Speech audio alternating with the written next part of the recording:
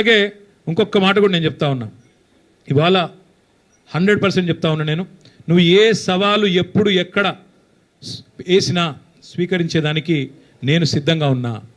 నేను రేవంత్ రెడ్డి గారికి ఒక్కటే అడుగుతా ఉన్నా, మీరు అసెంబ్లీలో మైకులు కట్ చేసి స్పీకర్ గారిని కనుసైగలతో నియంత్రించి బతికిపోతా అక్కడేదో 4 డైలాగులు కొట్టి ఊకదంపుడు ఉపన్యాసాలు కొట్టి మళ్ళీ ఇట్లే డ్రగ్స్, కాళేశ్వరం, ట్యాపింగు, టూపింగు అని చెప్పి తప్పించుకుంటా అంటే ఎక్కువ రోజులు తప్పించుకోలేవు.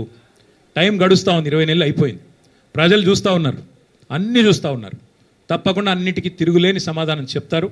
స్థానిక సంస్థల ఎన్నికల్లో బీసీలను ఎట్లా మోసం చేస్తున్నావో బీసీలు కూడా చూస్తూ ఉన్నారు. 42% రిజర్వేషన్ల పేరిట నీ ప్రభుత్వం ఆడుతున్న నాటకాన్ని కూడా బీసీలు అర్థం చేసుకున్నారు.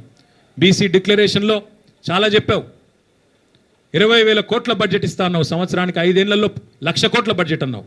మరి 2 బడ్జెట్లు పెట్టావు.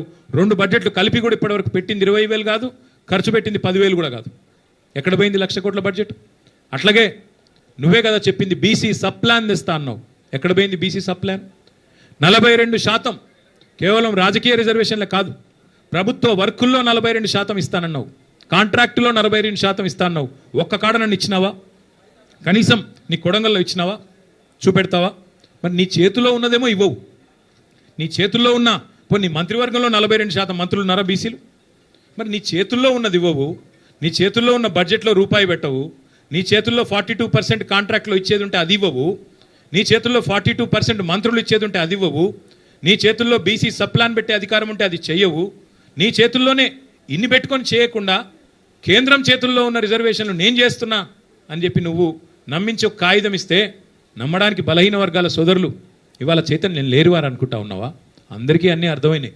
పెద్దలు నిన్న జస్టిస్ ఈశ్వరయ్య గౌడ్ గారు చెప్పారు, హైకోర్టు జడ్జిగా పనిచేసిన పెద్ద ఆయన, ఇది చెల్లదు అని స్పష్టంగా చెప్తున్నారు. మరి రాష్ట్రంలో ఉన్న వాళ్ళందరికీ అర్థమవుతున్నది. అందుకే నేను అనేది రేపు స్థానిక సంస్థల్లో తప్పకుండా మంచి ఫలితాలు వస్తాయి.